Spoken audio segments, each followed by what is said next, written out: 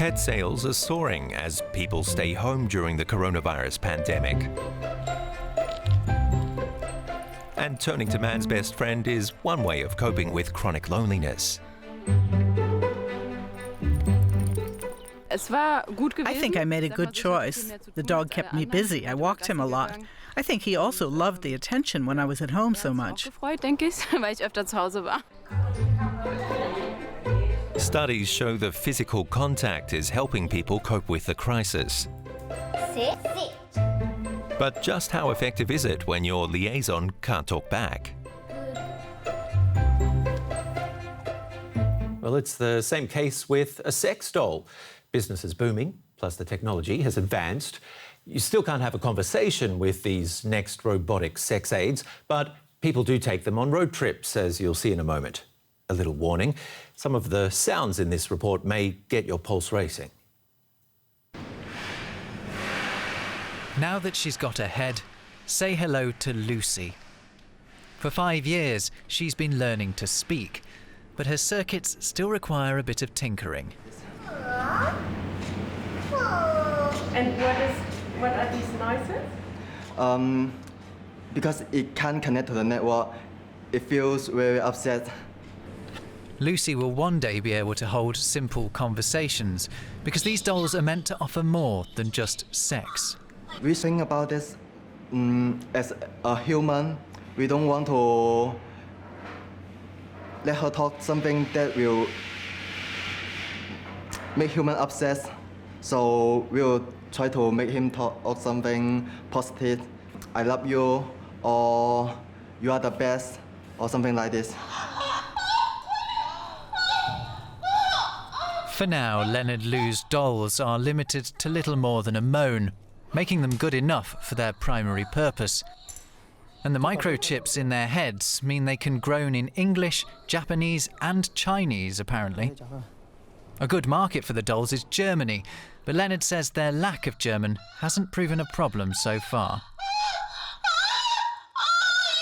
When I see reviews from customers, when they get their dolls, they're very happy.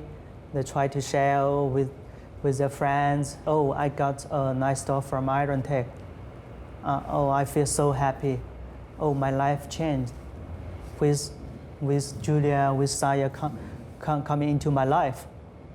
So when I see this feedback emails or feedback reviews on the internet, I feel honored, and I am more prepared for the further movements in this business.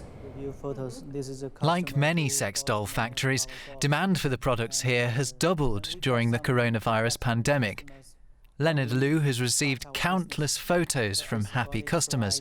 After all, dolls are exempt from rules around face coverings, and you can take them anywhere with you, regardless of physical distancing rules. During lockdowns, they help their owners forget how alone they actually are. Leonard Liu thinks he's doing a service to humanity. I say, Mom, I'm creating dolls for men, and they do have requests, they have needs, and it has big market. And my mother said, okay, when you help others, you can do that. Since it is not illegal, you can do that if you can help others. And with his vast array of fabricated friends, he could help just about anyone. And let's bring in psychiatrist Devanjan Banerjee of India's National Institute of Mental Health and Neurosciences. First of all, is a sex doll an effective treatment for chronic loneliness? Yeah, see, it's very individualized. So it might be for some, it might not be for some other. It depends on the need for social touch, as you were mentioning, the need for physical proximity, which has decreased during the lockdown times. So it's one of the ways of looking at it. But then again, it depends. It depends on societies, cultures, about its acceptability, and whether it can really be a replacement for a human touch or human proximity. What about pets then? Pets have actually been studied, over the last 6 months. There's been a lot of studies, especially with cats, dogs, fish, and they have classically been seen to improve the human connection. It's seen to relieve depression, anxiety, loneliness, and especially when you're not able to meet others, they help you to stay connected. The feeling of human, the feeling of being a human is retained. So they are pretty useful measures and have been studied quite much in detail. So how else would you advise someone who's feeling lonely and forced into isolation? I think virtual medium have really taken up. We are speaking virtually here, and staying connected to at least 4-5 key persons is the major key. One thing that we keep telling people who are isolated or are in quarantine are that make sure that at least you talk to one person, be it a stranger or a known person, per day. And whatever hobbies you have, I think the lockdown and the COVID situation have given us plenty of opportunities to nurture that.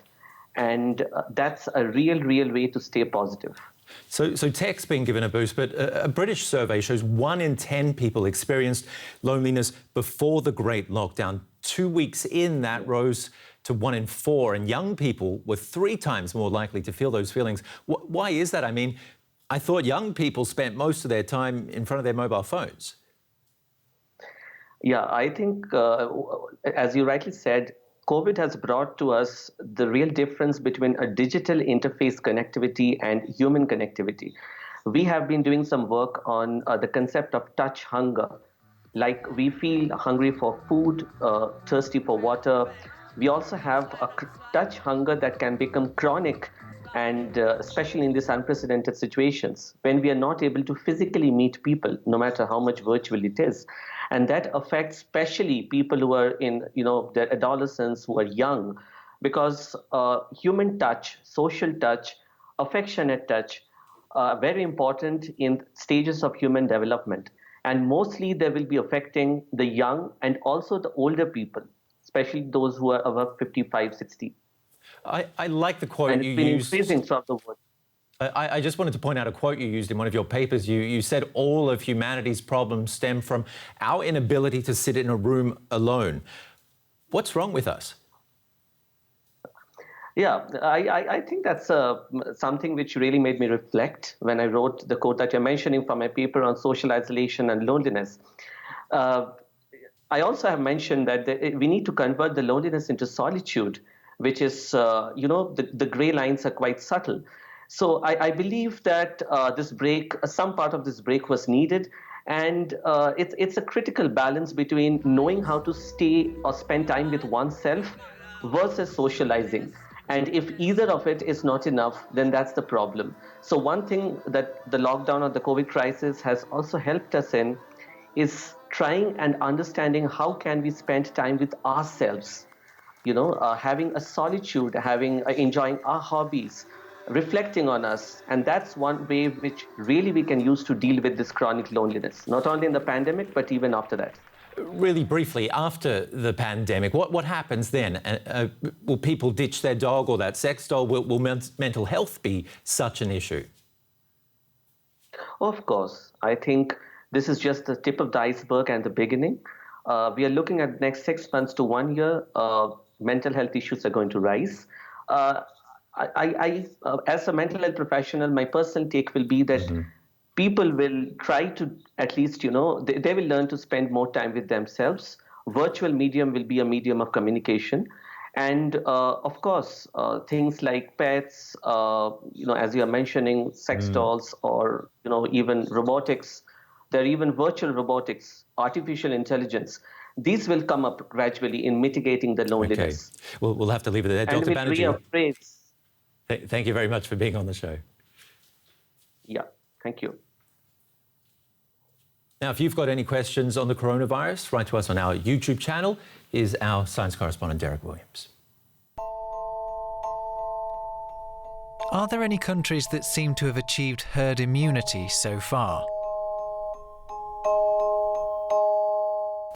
The answer to this is a resounding no, but it's still worth talking about herd immunity again at this point in the pandemic. Just a reminder, herd immunity is what we all want. It's the tipping point when enough of the population is immune to the virus that an infected person on average infects less than one other person. So the number of new infections falls. Immunity can come either from having had the disease or receiving a vaccine. It doesn't matter which. Most estimates say herd immunity will only be reached with COVID-19 when between 60 and 70% of the population acquires immune status. And that could prove hard to reach, especially if immunity to SARS-CoV-2 proves to not be very long-term in those who've had it or in those who've been vaccinated.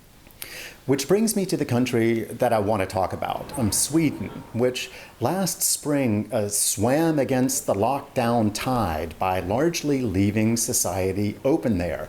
And it was hit pretty hard by the virus in return. Although reaching herd immunity was never explicitly part of its government's coronavirus strategy, it's logical to expect that we would possibly see an effect in a place that had such high infection rates early on. So are we seeing one? Well, interestingly, maybe. Despite its looser restrictions, the average daily number of new cases in Sweden remained quite low throughout the summer, even when they began rising again in many other European countries with tighter restrictions. That's not direct evidence that the beginnings of herd immunity could be playing a role there, but it's a tantalizing hint that it might be.